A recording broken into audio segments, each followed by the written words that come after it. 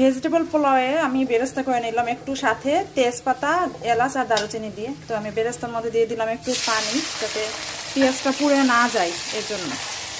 মশলার মধ্যে নিয়েছি 1 চা চামচ আদা বাটা, রসুন বাটা, মানে সবগুলো 1 চা চামচ করে, জিরা বাটা 1 চা চামচ, আদা বাটা 1 চামচ, রসুন বাটা 1 চামচ, হাফ চামচ হলুদ গুঁড়া, 2 চা চামচ আপনার বিরিয়ানি মশলা। তো এটা আমি এখন মশলা দিয়ে কষাই নেব। মশলাটা সবজি কাটা আছে, সবজিটা কষাই নিয়ে জাস্ট চালটা দিয়ে বিরিয়ানিটা রান্না করে ফেলবো।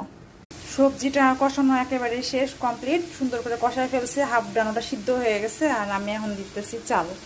তো আমি আজকে দিতেছি বাসমতি চাল। বাসমতি চালটা হালকা একটু ভেজে নেব, ওটা পোলার চাল দিয়েও হয়, তো আমি আজকে বাসমতি চাল দিয়ে করতেছি।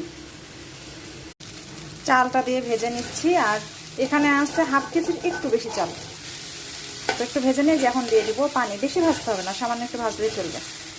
পানি দিয়ে দিয়েছি, এখন দিয়ে দিব 2টা কাঁচামরিচ, চিরা কাঁচামরিচ দিয়ে দেবো। আর মরিচগুলো অনেক ঝাল, ওই জন্য আমি 2টাই দিলাম, আর আমি গুঁড়া মরিচও ইউজ করি নাই।